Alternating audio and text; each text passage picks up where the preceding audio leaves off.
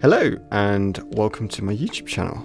I want to share some colour grading breakdowns and what I think people could be doing better with their footage to give them a much more solid foundation, a starting point for their image. What we want to do is get the image looking the absolute best it can before they grade it.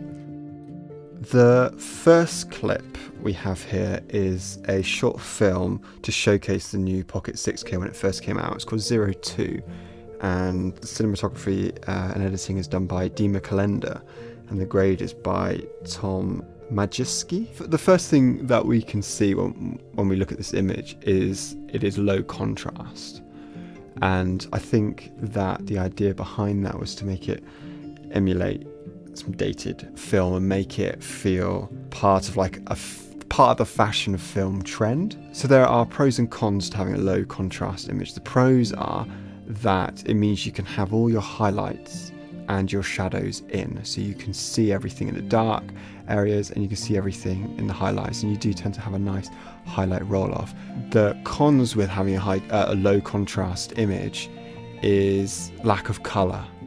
And it's really important that we maintain colour in our images so that we maintain depth and also guide our audience's attention, not just with light but with colour. Now, if you do have a low contrast scene, it is harder to pull your colours back. But we need to remember that blues must be blue. Skin tones must be rich and natural and have colour. And if you don't want skin tones to have colour and you want them to be more pale, so often that's done in makeup, not in the colour grade. Looking at this graded clip, we see that it has more contrast and we see her standing out more. And she stands out more not just because she's brighter in a way, but because the blues are blue, they fall off into the background. Her skin tones, despite she is naturally quite pale, her skin tones look strong and they look natural. And so she sits nice in the foreground and makes you look at her. And this is a great starting point because now you can desaturate. Now you can play around with reducing the contrast, building your grade. So in order to bring all these colours in, it isn't a case of just pulling up the saturation slider. You need to start thinking like an artist as opposed to a colorist. You want to dial into every single colour that is in the scene and start pulling up the saturation to its maximum amount before it starts looking unnatural. The colours that are in the shadows, and you'll see this more in some of the later clips, they're not going to be as saturated because they're darker. Let's go over to the next clip. I actually do quite like this shot, and I do quite like the grade of this. It is graded almost like a home movie in a way, like you've got quite a muted palette here. You don't have thick, harsh saturation on her skins. Everything seems to tend to almost mush together a little bit, and I do quite like that, rather than seeing all the separate colours and things. The problem with this shot is that you don't have much separation again between the talent and the background in this case being the sky. So let's go with a scenario where we want to separate the talent from the sky. What do? So we saturate the sky. We bring it up to its maximum natural saturation, just the blues, and then we'll have a different saturation for her skin tones, as well as on the right you've got green grass that comes in. And then obviously once we've done this, we can then dial everything back to what the grade wants. But this gives us a good starting position. It's also got more contrast in it, so that also helps to separate her from the sky, if that's what we want. Again, we want to approach this as if we're an artist painting this scene. Now the third clip here we're all very familiar with. This is the Ursa Mini Pro 4.6K release short film, and this was actually coloured by a company called Company 3, which do all the big stuff. They've done 1917, they've done Tomb Raider, I don't know why I use Tomb Raider as an example, but actually I'll refer to that later. They've coloured a lot of the big films. And so if anyone is going to be able to pull in all the saturation and all the colour that you want, that to showcase the camera and all its colour, it's going to be these guys. Now before we look at the next grade alternative, just take note of the highlight roll off of the sun on your right. Now here we've added a lot more colour, but none of it looks unnatural. Here we have pushed more of the blues in. We do have quite a lot of orange hitting the right side of the talent's face. Sometimes we want this. In this case, this is just showcasing the max amount of colour, and it still looks very natural, and this was certainly quite an orange sunset.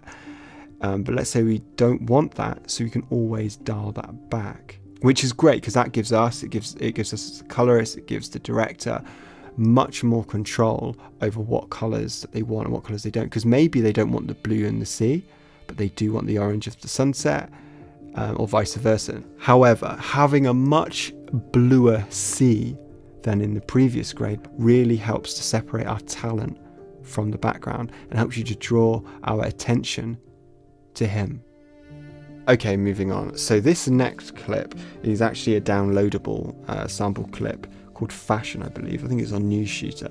And there's some samples and examples of people having coloured this clip on YouTube. You very often see this. You've got very orange faces, which unnaturally orange faces, as you can see in this scene. And the blacks seem very mushy. Nothing seems very natural. Now, this vibe can be what you want. What's harder is if you want to try and get this looking extremely natural. So let's break this down. This is an extremely high contrast scene. We've got clouds with the sun behind them, which is almost impossible to get exposed, and somehow the Pocket 6K has done it, so kudos to that. Anyway, so we want to keep all these highlights because they're really beautiful. I love the look of the clouds, but at the same time their back is to the sun, so their faces and their clothing is all in the shade. So we're going to have to lift up the shadows, and what that's going to do is it's going to remove a lot of the colour in the scene. That's fine. The colours of their faces shouldn't be that saturated because they're in the shade. If we want them to be more saturated, then when you're filming it, you need to bring a bounce in or bring a fill light. So let's go to a more naturally saturated, a more naturally coloured clip. Now, when you first look at this, you might be like, oh, it's a little bit too cool. It's not warm and it's not as inviting. But let's break it down, because this is an excellent starting point. We have all the highlights in. We've got the highlights at the back of the guy's neck. We've got all the clouds in. We have, if you have a look over the tree on the left, look how green and luscious that tree is. The sky is nice and blue, and so you've got a huge amount going on. And now you can see here quite clearly that their faces are in fact in the shade, and that we're not forcing saturation. The gentleman is quite pale in comparison to the woman. She has a more tanned face, but it's not artificially. If we want to warm this whole image up, we now can, if we want to. We can add some warm tones to their clothing. We could potentially add a bit of warm into the highlights, but what we do not want to do is add any colour into the blacks. We want to keep the blacks black, and that's what helps to glue our image together.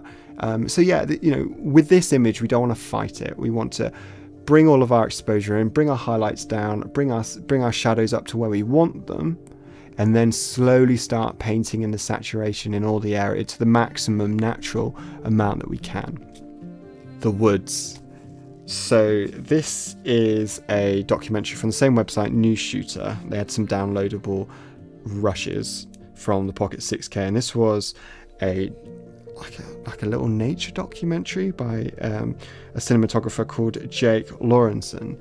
Now, woods, we all know that woods are really hard to get right.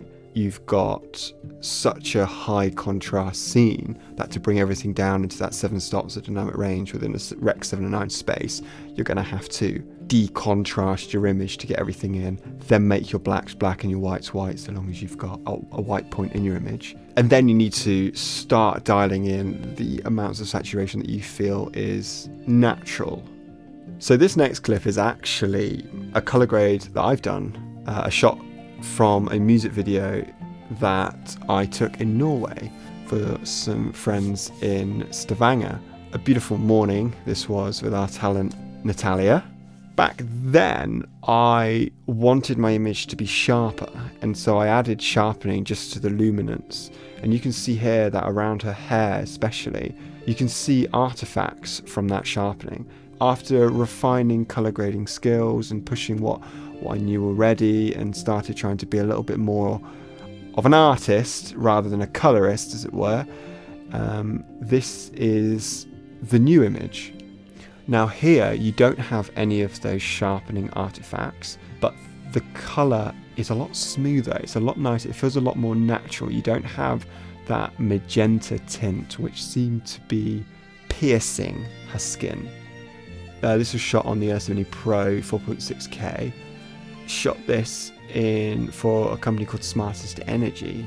This is what I graded first time. The client was actually very happy, but there was so much more colour in it on the day. And so I learnt from this to pull in the natural saturation of everything. So here's a side-by-side comparison. On the left is before, on the right is after. Again, shot this for Brooks Sport in Oxford, which is a lot of fun. If you want your image to look clearer, then create more depth within the image using colour and contrast as well. That will help bring your subject out. That will help you produce perceived sharpness.